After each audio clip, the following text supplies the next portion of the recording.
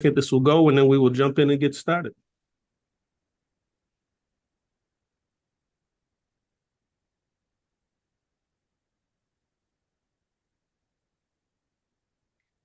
We'll go, and then we will jump in and get started. There we go. All right. We are set. Well, I want to thank everybody. And well, my name is Walter. We are here this evening to get some information on investing from our good friend, Brother Bob Wynn. First of all, welcome to our event. I'm glad to have everybody with us. We are here certainly on Zoom. It is also being streamed on YouTube and on Facebook as well.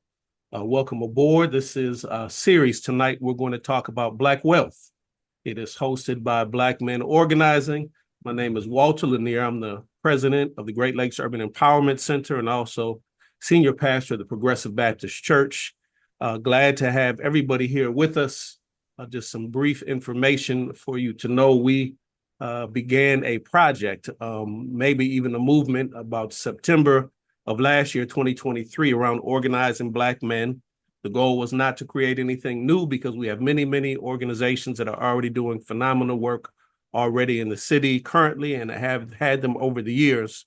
Our goal rather was to be kind of a backbone, to be a connector, to be aware of and document what's going on in the city around organizing, building for Black men, and connect and put the pieces together in whatever constructive ways that we could do that so that we could create some synergy and create some power and more power here in our city. And so we're a year into that project. The men identified several things that were important to us. We're up about 500 men already. And there's a series of issues that were raised. The one we're going to talk about tonight is Black wealth and economics. We've also talked about men's health and mental health, youth and education, exercising political power, and navigating and pushing the criminal justice system. Those are the issues that we raise, and tonight we're going to be working on talking about Black wealth. The last thing I want to lift up before I begin to share a little bit of Bob's background and put it in his hands is we have three really core operating principles that we developed as we began to mobilize and organize over this past year. First of all is building community. We recognize in Milwaukee, but also in other cities, the need to be cultivating community, cultivating relationships, sometimes mending relationships, but the intentionality of working effectively together. So our core principle number one is building community. Our second core principle is organizing for power. Organizing for power. And what that is that's a recognition is that there's a process and a science and a rubric and a discipline that's about organizing. It has strategy, it has intentionality.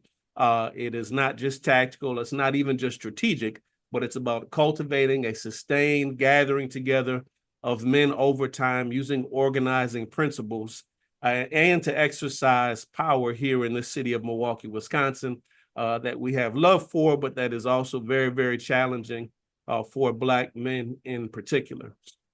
And then the third thing is building for action, And so the point there is to be intentional about not just meeting, not gathering. Those things are both important, but ultimately how and when and where we will act. And so the spaces and places that we're going to act are in those pillars that we talked about, men's health and mental health, youth and education, exercising political power, dealing with the justice system, and this evening, of course, talking Black wealth and economics. And so this evening, we are pleased to have with us Bob Wynn. Bob is our guest speaker this evening. His career spans 4 decades, if I read the bio correctly, dedicated to economic development and empowering and serve communities. He has founded and led numerous impactful organizations, including Asset Builders of America, Landrich, Climb USA, aka MAI. How do we pronounce that, Bob? That's Akamai. Akamai, thank you, Akamai. All around economic development in our communities. Today, Bob is the founder and president of Climb USA, Inc., Communities Learning to Invest and Mobilize for Business. Communities Learning to Invest and Mobilize for Business. It promotes investment education and facilitates wealth creation through community-based investment enterprises. We're going to hear some more about that. His experience is extensive in financial education. He was UDFI, the Wisconsin Department of Financial Institutions, for a while, led several groundbreaking conferences like Money Conferences, the Millionaires Club. He initiated Wisconsin's first Governor's Summit on Venture Capital, and many, many other things. He's got a Lifetime Achievement Award, George Nicholson Lifetime Achievement Award, the Governor's Financial Literacy Legacy Award. I know he probably wants me to stop reading his bio now. The only last thing I'm going to mention at this point is that he is also a University of Michigan Law School grad, so we share that. Go Blue, we appreciate that. And I'm glad we've been talking a long time about making this happen, so I'm excited to introduce to some and present to others, Bob, when we look forward to hearing from you. And I'd say for all the brothers on the line, please feel free to put some information in the chat if you have questions, comments. If you want to let us know who you are, please do. Bob will present for a while, and then we'll go into some dialogue and some Q&A. Bob, the floor is yours. We're glad to have you. Thanks very much, Walter. And I hope you can hear me okay. Absolutely. Oh, good. I want to say thanks to Walter Lanier and all that he's been doing. I have really followed your career probably since you emerged from law school, and you've done very, very good things throughout the community of Milwaukee. And you do have that organizing power. So I'm very glad to see that you're using it and executing it on behalf of the entire community. Even though we have wonderful elected officials, we need some people in the trenches and ones who are really going to make the things happen that we need to happen. So I thank you for that. Several other colleagues, and I recognize some names from way back that are on the call, but I will have to give a shout out to Curtis Harris because we probably go back the furthest. And it's nice to see that he's here, and he could probably talk about as much of the things that I'm talking about because our career paths have been a little bit lateral. So good to see Curtis and some of the others. Just a little bit more on my background as it relates to why I do what I do. I had been with, as Walter said, the state of Wisconsin for the first half of my career, literally. And it started out in policy analysis where I was working at the state capitol, and several of the Milwaukee legislators were focused on economic development. And I'd actually worked for Senator George back then, and he had a laser focus on social justice and economic development, which meant that we were developing policy initiatives that were really going to specialize in helping and supporting the entrepreneurial process and the wealth building process in communities of color around Wisconsin. And of course, that was in particular Milwaukee. After we had some success in implementing legislation that got passed and even got through the governor's signature, it became a taller order to implement some of those things. And I actually had the opportunity to move over to a state agency that would implement these minority business initiatives through the then Department of Commerce. It's now referred to as WEDC, or the Wisconsin Economic Development Corporation. Through that process, we had to work with the Department of Administration to certify businesses that were minority owned, and then some of them would be eligible for the access to capital initiatives that we had gotten passed into legislation. Some of the people in Milwaukee would be the most familiar with one that we developed almost in passing, and that was the nonprofit revolving loan funds, where the chambers of commerce were receiving small grants that they could then recycle into communities. And those programs are still going on to this day. But the direct lending that we did from the state of Wisconsin Department of Commerce required local underwriters from our agency. And of course, if the applicant was going to receive the money, the most we could loan was $100,000, which is substantial for small businesses. They would then be whisked off to a large celebration and TV recognition and move on to develop their business with the grant or the loan. But if they were going to be denied, they were passed on to me and I would have to explain why they were not receiving the finances that they had applied for. And it was a recurring story.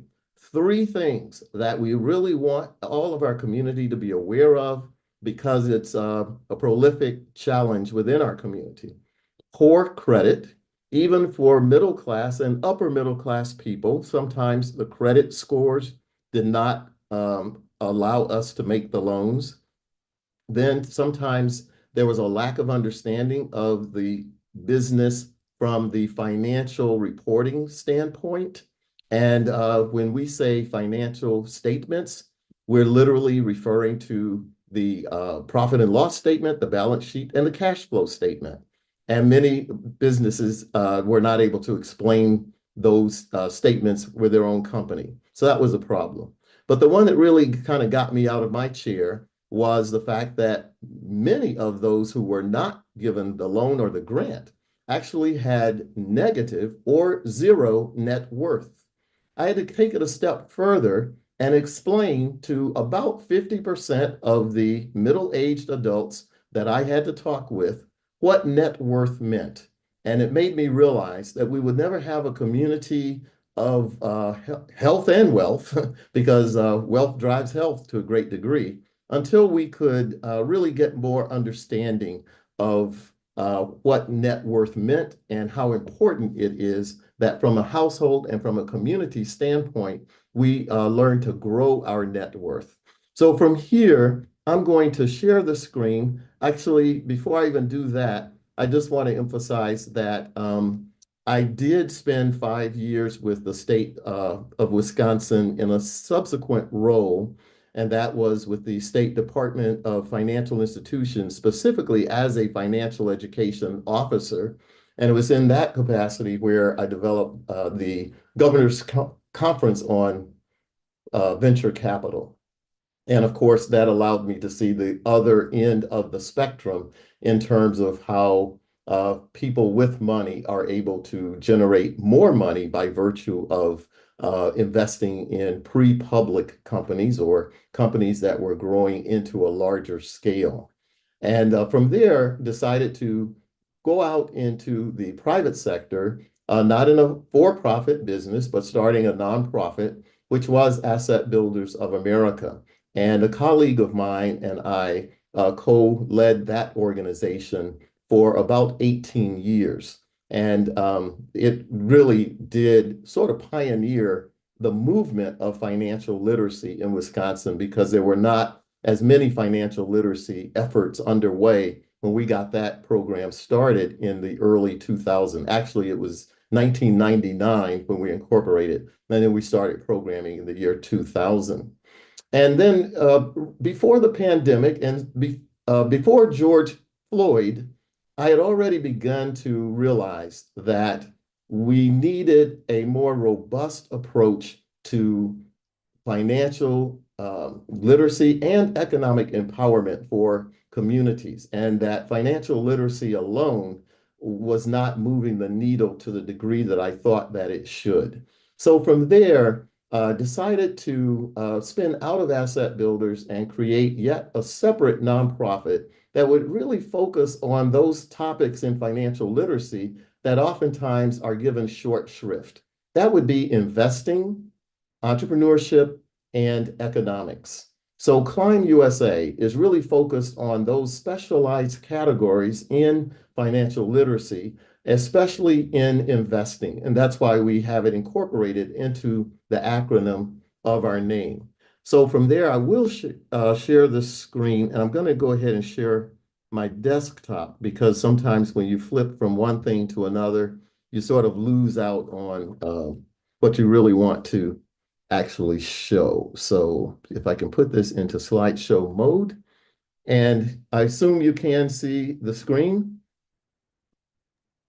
Yes. Yes. Okay, good. So again, you know that acronym, and I am glad that Walter emphasized it because we think it's extremely important. One thing in this whole economic development arena, I feel like we have not been quite as intentionally sequential as we really ought to be. So many organizations and really resources are geared toward just the startup right away, buy a home, start a business, go to college. But has the groundwork and the foundation really been laid for people to have success in those endeavors?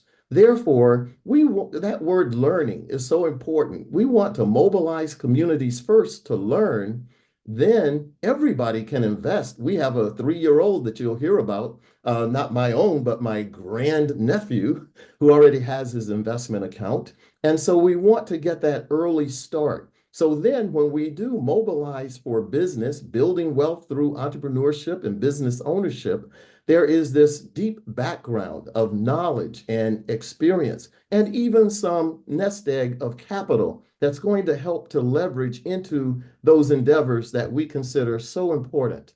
So our mission is to help teens and young adults improve their financial capability through education and capital market engagement. Two things on that. One is we serve all nationalities, all age groups, but boy, is there this special opportunity to catapult young people into a different strata of financial success if we focus on the younger, even middle school into teenage, and of course, young adults. And that term, capital market engagement, is a little contorted, but it's very intentional, because how are we really going to build our wealth in our communities if we are not connected to the wealth building engine of the United States of America? That wealth building engine are our stock markets. There are about, I think, 7 to 10 stock markets in the United States, and generically, we call them the capital markets. So we want our community to be connected to those capital markets so that we can realize our vision to have financial independence for everyone, no matter of the background or circumstances from whence they may start. We do this through 4 methodologies. One is we want to connect individuals and resources to people who need them. So we are connector. We also like to experiment. I always say if we're looking for different outputs, we're going to have different inputs. So we are not looking to do much of what has been done in the past. And if we do, then we want to innovate on what's been done in the past and see if we can have better, more impactful outcomes. So that was the number 3. We innovate on strategies. And you'll hear that a couple of our main programs are really not original so much as just innovating into the space that needs them the most. And that is our minority communities and our underserved. And of course, we also want to be catalytic within the community at large. And so we support entrepreneurial endeavors, and we want to be involved in community development initiatives. What really motivates us and what allows us to have a very focused long-term objective is to close the racial wealth gap. And so we do track the Bureau of the Census data as closely as we can, mainly just gathering secondary research. And the most recent is from the year 2022, where it has shown that the average wealth in a white household is $1.3 million. Yes, you did hear it correct. The average white household net worth is $1.3 million. That's contrasted with the average Black household of $211,000. Now, average is just a way of calculating, but it's really not the most telling way to calculate what's really going on in our households and our communities throughout the country. So I direct you to this term median. And most people know, but we really want them to be sure they know, that median is not that traditional way of calculating average. Median is looking at half the families have more than that amount, and half the household families have less than that amount. So it's really telling you in terms of the household's experiences. When we look at it that way, and we sort of neutralize the impact of Zuckerberg and Bezos for the white side of the net worth calculation, and we neutralize Oprah and Shaq on the wealthy side of the Black, and just look at What is that line or that number where half the households have more than that number and the other half have less than that number? Well, for white households, it's down to $284,000. And for Black households, it is $44,000. So it's almost 10 times more wealth in a white household versus a Black. And Hispanic data is very similar to the African American data, although it is a little bit larger. And we hear this expression, the rich get richer. The white households were already outdistancing Black households, and their wealth went up almost 100,000 in the past 3 years, whereas Black household wealth really went up about 20,000 in the past 2 years. So the wealthy are actually getting wealthier at a more accelerated rate than the Black wealth, which is growing.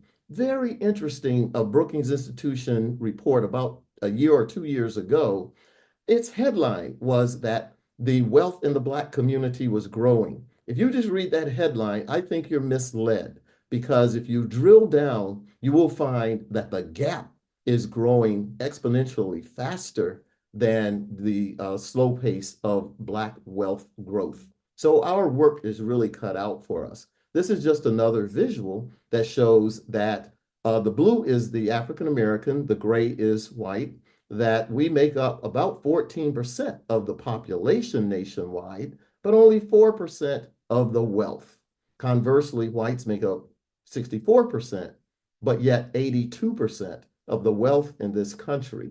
Latino or Hispanic, 9%, and only 3% of the wealth in this country. So again, to me, these are stark visuals of the discrepancy and the disparity. Now, the Commonwealth, which is a research outfit in Boston, I pirated a little bit of their research because it just astonished even me. Here was a report from, I think it was around the year 2020. They just basically isolated for the median wealth of white single men under 35, and the same for other genders and races. Median wealth, white men under 35, $22,640. Median wealth for a single white woman under 35 and under, $6,470.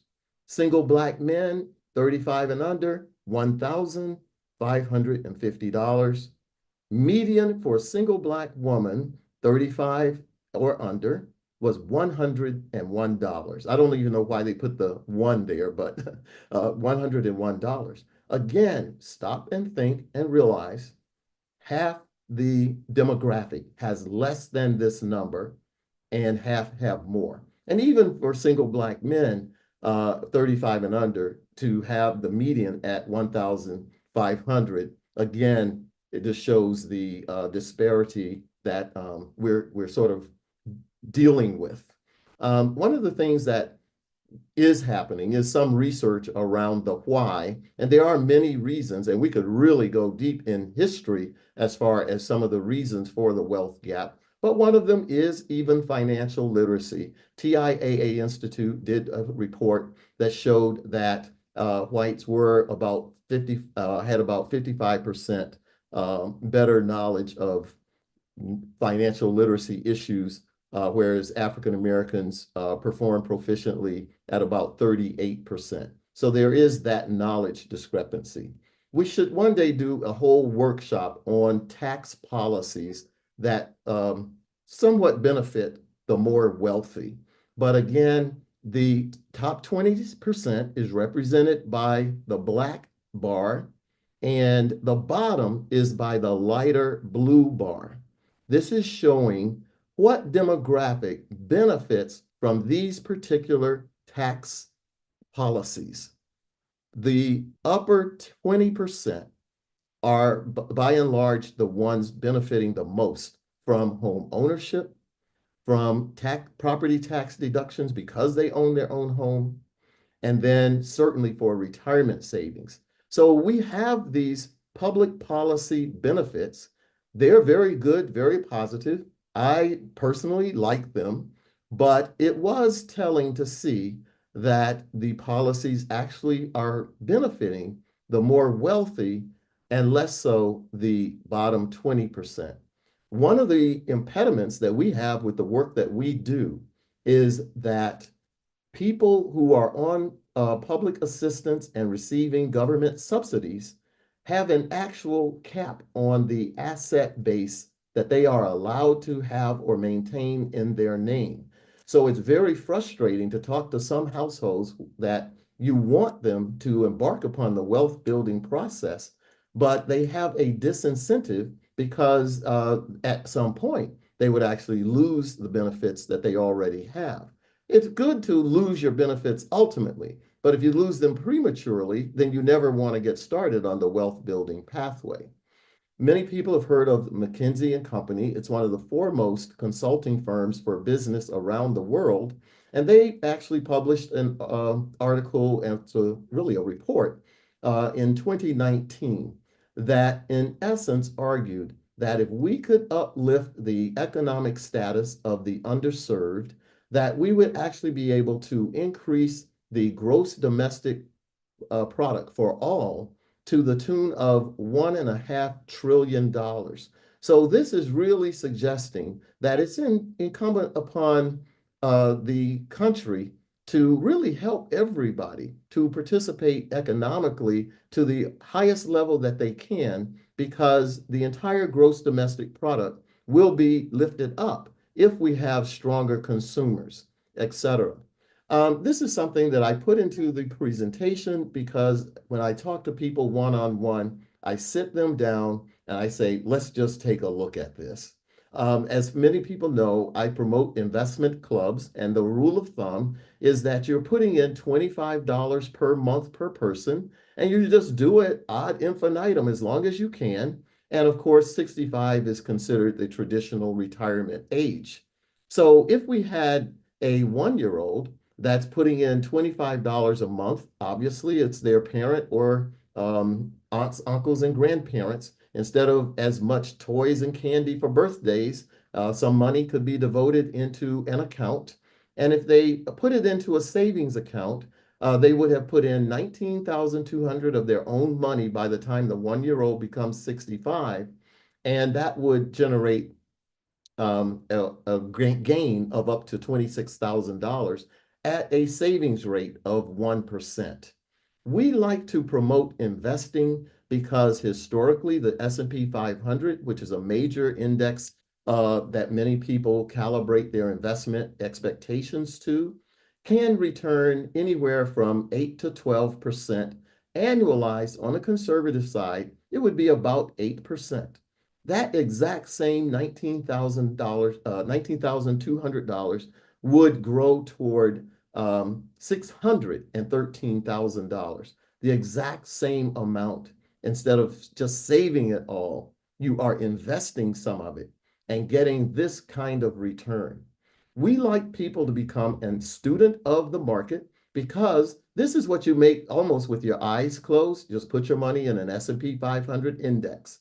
If you become a little more astute and look for those companies that have a cutting edge in growth and opportunity going forward, and we know we have a lot of emerging industries now that are exciting opportunities for investing in the future, you might get 10% and even 12%. And the growth of that very same principle is stark. Whereas many of us, I was over 25, I was about 30 when I learned about investing. And so you take that 35-year-old that's being very diligent. They're closer to 65, so they put in less of their own money. That growth is much less, and that 9,000 just grows by 1,000 over the next 35 years. And even if you invest it at 8%, it's just 37,000, and at 12%, it's only 87,000.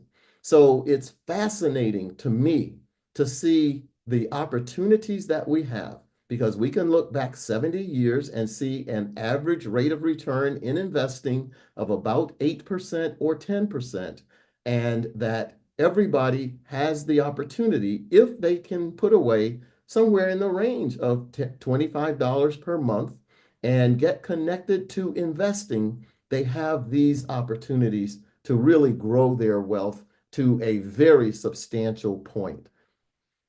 Actually, there was a deviation from that. If I can go back, I need to look how to go back. Let's see. Something that I asked to be added. I want to direct people's attention to Econ Ed link. This is the compound interest calculator where all of this came from. I've never done this in the presentation, but I'm going to try it. You click on it, and it took me right to Econ Ed link. And we are at the compound interest calculator. And basically, I love it because you can put in any scenario.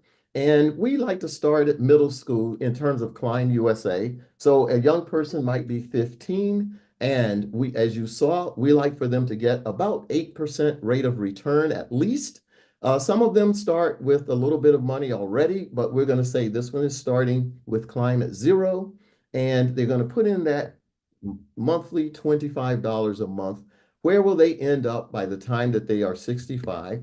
And I love this visual because the green will show the amount of the principal that this individual is putting in, and the blue is contrasted, showing the amount that is growing by virtue of the growth of the portfolio. And you'll see this person ends up with $198,000, even though they've only put in 15,000 of their own money. I normally get stuck on this, and I'm not today, but I'm going to show you. You just remember the 198,000. We're not going to change a single thing in this scenario, except this person is going to be a little more attentive to investing. Instead of 8%, they're going to generate at 9% because they are a student of the market. Instead of 198,000, how much will this person end up? We already know they'll be putting in the exact same amount, 15,000, but instead of 198,000, that one extra percent has gotten them almost 100,000 more dollars. That is to $291,000. So I just wanted to point that out because number one, you can do your own calculations and your own scenarios. You can obviously assume that you're going to put in even more than $25 per month, and your outcome is going to be even better. And this is a sheet, a one-page flyer that I can get to Walter. I can share with anybody who wants it. We might even put it on our website, which is climbusa.org, because I think one reason there is not the sense of urgency is that I don't think enough people really see this sort of transformative difference. The 15-year-old in saving, and that's very good, and it's financial literacy 101. But when we can transform them into investors, they are able to generate much more capital. And we have a person, if he's still on, Sadiq, who's been learning about this. He probably would agree with me when I say that what you learn is even more valuable than the money that you're earning in this one case scenario. Now we're switching over to our nonprofit, Climb USA, and we have basically a quartet of programs. I used to say a trilogy of these three, but Go For It is coming on strong. We start people out with a stock market experience. People who are on this call or just want to get into the Climb ecosystem, please keep your eyes and ears open for our summertime stock market experience. It's becoming quite communal where we have youth and adults, and it's free. Basically, every person who participates gets their own $100,000 of fictitious money, and we show them how to operate a simulated brokerage account, and they get that exercise, that muscle of buying and selling stocks and learning a little bit about stock analysis and how to do a little research on stock. For some of the younger people who decide they want to stay engaged with what we do and learn more, they are able to go into the Climb Youth Leaders Program. This is our school year program. Even meets tomorrow. It meets every Friday at 4:30 Central Time. And it's more of a leadership development. Some people tell me that hip hop is a lifestyle. And I immediately realized wealth is a lifestyle. And through Climb Youth Leaders, we're teaching them not only how to grow their wealth and be engaged with the capital markets, but how to have that lifestyle that is commiserate with being an engaged and an impactful individual of your community. I say that to say that tomorrow, as an example, we're not talking about money at all. We're going to be talking about civic engagement. And the young people need to know that that goes hand in hand with the responsibility of being someone who has capacity and wherewithal in your community. You also want to be a good civic citizen.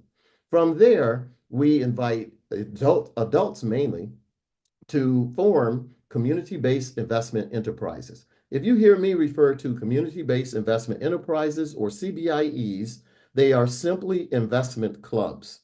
But we are, again, even educating our policymakers and elected officials that we are bringing them a tool of economic development. So it's not like a garden club or a book club. And so if you think investment club, that's what you think. No, these are businesses. They are enterprises, and they have a purpose of helping individuals to build wealth and grow that bottom line. So we now refer to them as community-based investment enterprises. It is an adult model that actually came from another nonprofit, Better Investing. That website is betterinvesting.org. I was on their board for 15 years. I know them well. They know me. Actually, Walter mentioned that they even named an award from the work that I have done there. So we get along with them. But the point is, we're innovating because beyond just adults, we want to see how do we get young people plugged into actually being paying members of these community-based investment enterprises so they can get that earlier start in wealth building. And you'll hear a little bit more about that. And our other two programs are Go For It, which is Entrepreneurship Light. We are having virtual monthly meetups every second Saturday of the month, 9 o'clock Central Time, 10 o'clock Eastern Time, having some very good discussions about entrepreneurial topics. And we invite anybody to go on our website and just sign up and get the link and participate in those conversations. We're creating spaces for learning and conversations that traditionally bypasses our community. So that's what we're doing there. And similarly, some of you might have seen that I think it was one of our presidential candidates was at the Detroit Economic Club. And many big cities have these highbrow economic clubs. They're a step above Rotary. And where do we go to hear economic conversations that are specific and germane to us and our community? So we decided we're going to create an economic club format, and we host Climb Economic Clubs to talk about issues that specifically relate to minority and underserved communities. It's also one of our outreach programs where we're trying to socialize who we are, what we do in locations even beyond Wisconsin. The stock market experience I've already described. Again, just something simple to help people understand where we are coming from and where we're trying to go. If our young people prolifically know how to buy Nike shoes, we think it's a matter of equity that they also know how to buy Nike stock. In the past, the recent summer stock market experience, it was an 8-week program over the summer. We had 406 participants. Actually, we've been having more adults than youth. We started it out as a youth program, but always had a lot of testimonials of how adults were learning as we go. So now it is a program specifically for youth and adults. And even though half the people that participate are from Wisconsin, it's virtual, so it's open to other states. And we've had 25 states represented and a number of countries. I've been traveling internationally a bit lately, and the word is getting out about what we're doing. And so we've had people even from other countries that have been participating. Some of our client youth leaders we hire as paid interns during the summer. So that's one of several incentives to be part of the Climb network and ecosystem. And then you see some of the organizations that have been working with us along the way. Our Climb Youth Leaders program, as I indicated, is a little more of a robust orientation. to the economic way of thinking and living. Like I said, we want to sort of evolve our young people into the wealthier lifestyles, which means, literature, culture, um, civic engagement, all of those things are very important for our community. And we do talk about those things with our Klein youth leaders. Cornerstone of our programming is this community-based investment enterprise initiative. And this is a picture of the Milwaukee Cash Investment Club plus a few other friends that are part of it. And I'll just walk you through a couple of scenarios. Now, we just started this program um, with Climb in 2020, but people who know me know that I've been creating investment clubs for at least 20, well, really over 30 years. And so we do have a couple of case study investment enterprises. This is the Cash Investment Enterprise. One of the gentlemen passed away. Some of you remember him, but the others are still members of this particular club. And as of about a year ago, this club was founded in 2017. It's 27 members. Actually, 5 are Klein youth leaders, and some now are even officers in the club. As of a year ago, they had $31,000. Now we have about $45,000. I just have not updated the slide on that. But you'll see as examples, this club, a Milwaukee-based club, owns Microsoft, Walmart, Pfizer, Monster.com, Nike itself, and Johnson Controls, and of course, AT&T. The orange and yellow represent stocks that are down. The green represents stocks that are up. Now, 4 or 5 years is a long time, but not long enough to really get that separation between the principal you put in and the amount that you're gaining.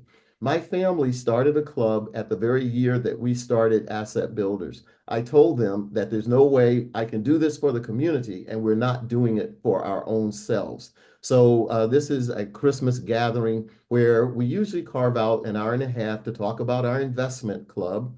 And we started in 1999 at Christmas dinner on December 25th in that year. And we started out with 9 members. We now have 13 members. And several of them are under 21 years of old. And you'll see that this club also owns Microsoft and Cisco and Pfizer, Winnebago, and so on. And again, this is about a year old, and the total portfolio value was at $207,000. But fast forward a year later, we have had one family member that took out, I think it was $20,000, but the portfolio now has about $235,000. So it just shows that once you get up to a certain level, the growth can continue. The very first club I started was in Madison, Wisconsin, and it's called the Wynn Investment Club, spelled different than my last name. And it got started in 1987. So it's a real testimony to what can happen if you do this consistently over a longer period of time. And over 600,000 has been withdrawn. Even with that, a year ago, this club was at 727,000. I'm not a member anymore, but they send me a semi-annual update. Feast your eyes on the June 30th update. You'll see that the club has hit 1 million. Actually, it's not the first time that they've hit 1 million, but they, as of June 30th of this year, 2024, they were at $1,006,988. So I can be passionate and confident about this because we know it works. We are part of clubs that have been around a long time. And of course, this doesn't even show what we may have in our own personal assets, because you only put that 25 a month in the club, but you have other assets. As of a year ago, we were working on not just these case study clubs, but a number of other clubs throughout the community, mainly of Milwaukee. And I'll just point out, some are going well, some are not going well. And some of my friends are saying hello. I've got to say hello to you guys. But anyway, We have two I'm going to point out. One is Milwaukee Public Schools. Whatever you can do, if you think this is good, please encourage Milwaukee Public Schools to be a partner in Climb. And this is a group of school teachers, and they are learning and have organized their investment club. But we want more people to be able to do that as well. And so we have a very long way to go with MPS, and they do have personal finance there now. So there's some very good things that are happening, but I hope we'll continue on along that road. Two of these clubs were spearheaded by Running Rebels, so shout out to them. They get it. And then another one, I don't, yeah, Big Bucks. This is one that the client is initiating the startup of specifically, so we'll have a landing place for 7 more of our Climb youth leaders. And right now, Climb is paying the $25 a month for current and former Climb youth leaders, because we know that these are still young people and they may not be able to consistently put that 25 a month in, and we want them to be able to do that. And then I I'll want move to it let you know that faster. I'm almost done. we, Just yeah, let, just want to let you yes. know we got about 20 minutes left. Oh, We okay. need some I'll time. just take about 3 and then we'll go into Q&A and discussion. Awesome. One is to just give you the visual. We've had research done on our extrapolation of where we can be by 2050 with our initiative, and it could be 18 million in aggregate portfolios if we assume that 8% rate of return. If we assume the 11% rate of return, that same investment aggregation would be up to 32 million. And this is just putting it in a graph form. We are trying to be coordinating and collaborative in what we do. So we are looking to organize what we're doing into a collaborative, collective impact approach. Hopefully, Walter will be working with us in that capacity. I mentioned Go For It. We have sessions both on second Saturdays, and we're doing one live in Milwaukee on November 16th. Follow our website for that. The Klein Economic Club. Walter, I'll have to talk to you. We've hosted them in Dallas, and I've got one coming up in New York, but we have never done one in Milwaukee. So we would like to do one there where we can really talk about economic issues that affect our community. And of course, our ulterior motive is to connect thought leaders to Klein USA. Klein has a small staff of myself, Kevin Torrance, and Janine Lease. And we have consultants that are working with us, David and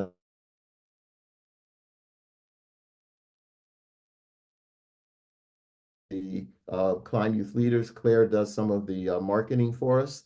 And our board is comprised of Anthony Cobb as the chair. And shout out to Jeremy Tardy, who's now a successful actor in Los Angeles, but he grew up in Milwaukee. He knows us well. And many of you know Carla Cross and Jamar Jones as well. We have a great relationship with my alma mater, University of North Carolina.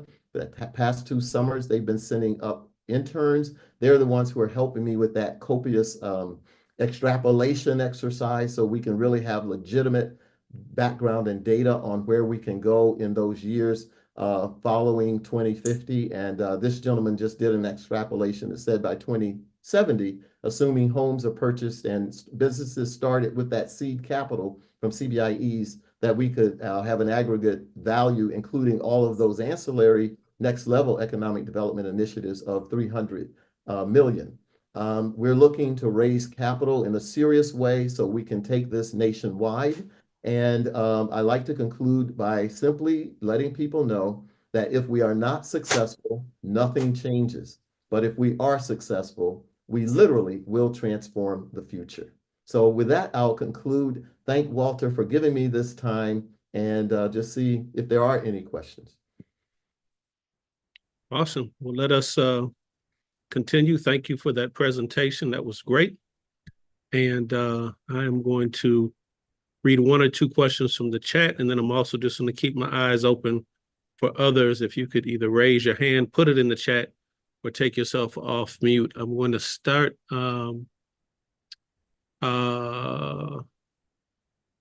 First question asked, what is the primary reason for the wealth gap? Education, jobs, non-generational lift. What's the reason you think for our wealth gap?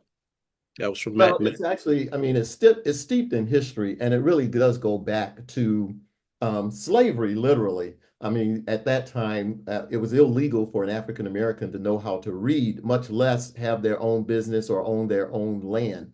And back in the time when the United States was really uh, growing in its infancy, there were policies like the um, Homestead Acts that allowed people to have land for free in Oklahoma and parts of the western part of the state. And people who were African American were literally forced to labor, but were not even compensated for the labor that they were engaged in. One of the people on our board is Dr. Mark Shug, and we had some discussions about that word capitalism. And there are some people who just don't even like that word. And the one reason they don't is because the United States has been a capitalist system, and it's also been an oppressive and extortionist system. And Mark likes to point out that those policies that were discriminatory or required people to labor without being compensated are not capitalist principles.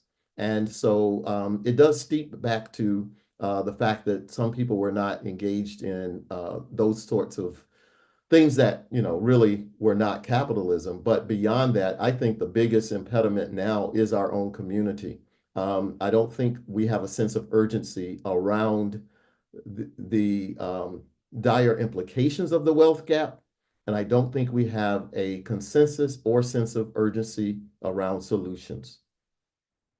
Thank you. I'm going to piggyback off of that. There's another question related to where you began discussing. You might have even seen it. It's from Derek Rogers. He said, first of all, Mr. Wynn, I appreciate your grace, clarity, and expertise. Oh, Within your, that's nice. Thank you. I yes, hadn't seen that. within your youth financial literacy and lifestyle components, are you able to have solid and frank exploration of the dark sides of capitalism relative to the Black community and ways of being wealth-focused without parroting the exploitative elements that are central to the current economic system? That is from Barbara Rogers. So if you could Yeah. elaborate on it a little bit. Yes, so we do get that question quite a bit, and my response is we're not exactly suggesting that our young people would replicate the exact framework of capitalism that many people have experienced or are familiar with.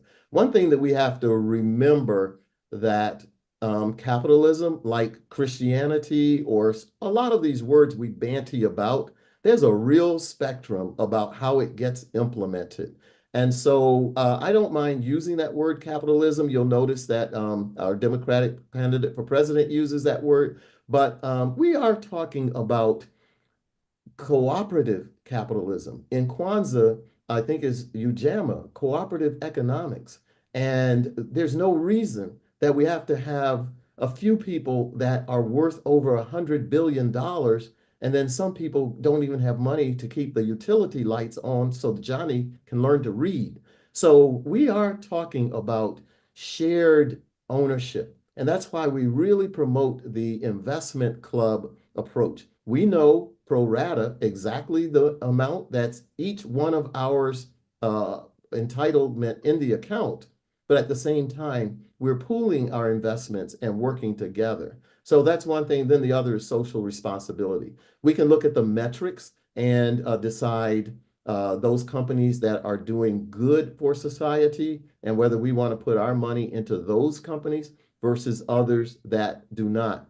Some people might be looking at the electronic vehicle industry, and there are some people that are benefiting as owners of that industry who we may not, you know, want to enrich by virtue of buying their vehicles because that enrichment goes right into some quadrants of advocacy that are against our community.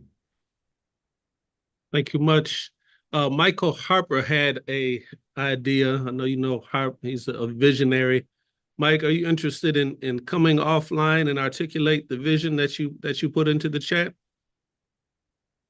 I probably have to allow you to unmute. Give me a second. Allow to unmute. If you could do that, Mike, that would be great. If not, I'll do my best to read it. All right, let's see. Nope, he still hasn't come off.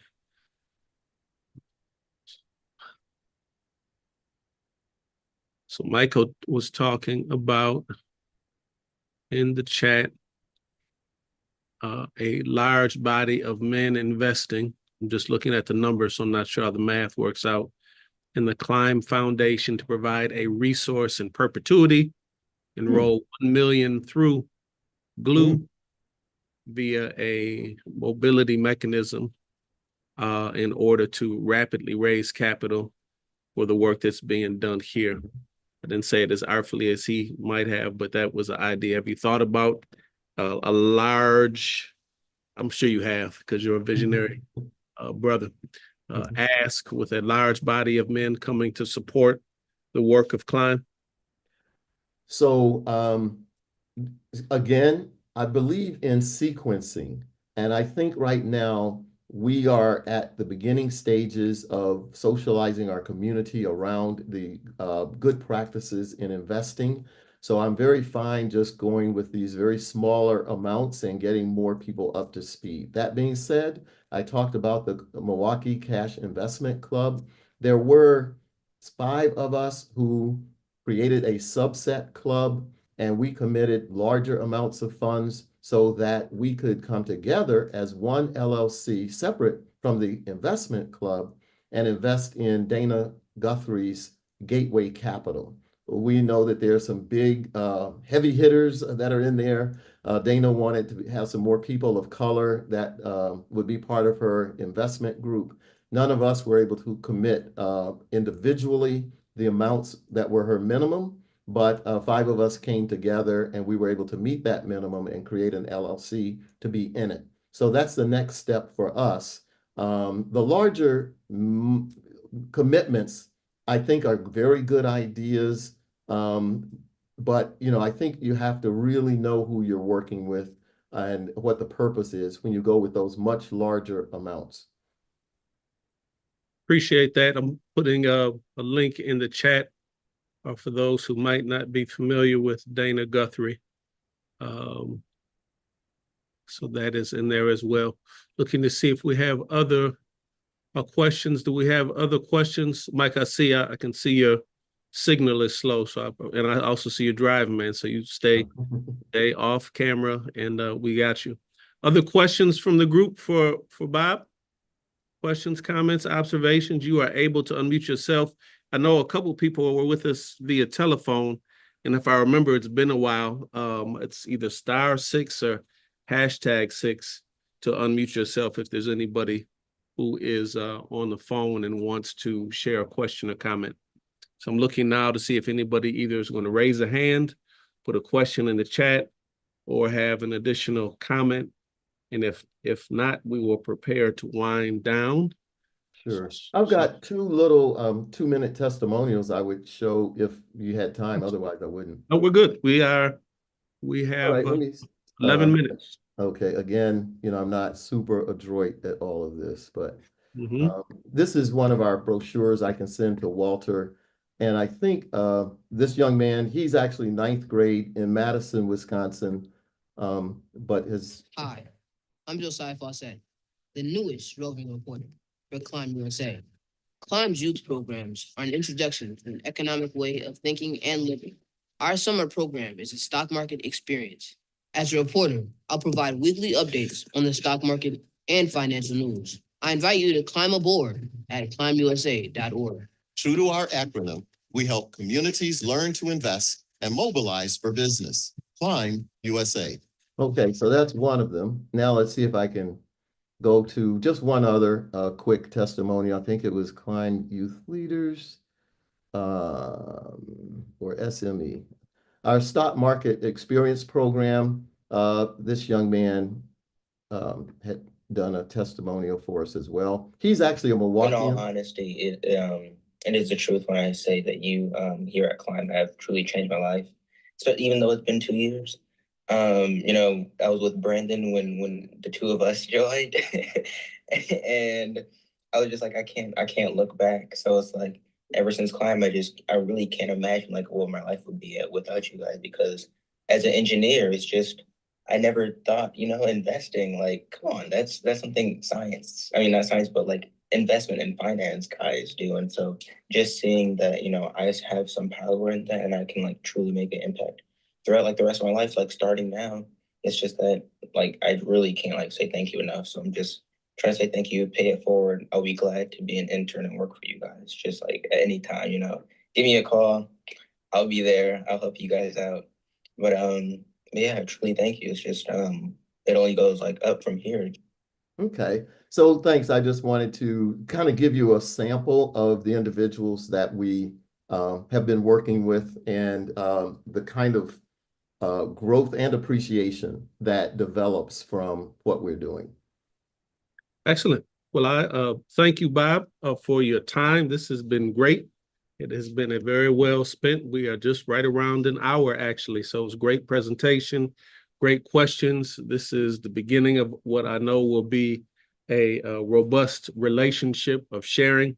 We know that there are a lot of gaps that we need to close in our community, and the wealth gap is one that was lifted up very, very high from the men that we've been working with and surveying over the past year. It was one of the top 2 or 3 issues, depending on the day, but very important, very significant. And you have a vehicle and a tool and a track record. And so we look forward to sharing more. I love Michael Harper's idea. It may not be for you to do, but maybe for your partners to do, to cultivate larger groups of men to gather and to learn and to consider how to engage in some cooperative economics, as in the form of investment clubs. So I'm very excited. Any last closing words before we close down, Bob? No, just thank you for this opportunity. And like I said, I hope people Mike can put in the chat, climbusa.org. That's where you can go to find out what we're doing currently. And like I said, one of the best things I think and easiest is just to join the Go For It second Saturday conversation and sort of get into the loop of what we're doing. Excellent. So we look forward to cultivating with you and growing with you and amplifying your work, as I mentioned, with the Black men organizing. That really is our goal. There's nothing new that we need to create in our community. We just need to get more connected. We're a beautiful puzzle. We need to get all the pieces together so we can see how brilliant we are collectively. Bob, you and Climb and your team are our big piece of that beautiful puzzle. And we're glad to have you here this evening. And we look forward to taking what we've learned tonight to work to build a legacy of wealth and empowerment for our communities. Walter Lanier, president of Great Lakes Urban Empowerment Solutions, also known as GLUE, a connector and a convener and a catalyst, holding things and pulling things together. Also the senior pastor of the Progressive Baptist Church. This is part of our efforts with Black men organized in Milwaukee. Have an awesome evening, everybody. And we look forward to following up with you in the future. Our goal, our plan is to be doing bi-weekly educational webinars for the community. So stay tuned for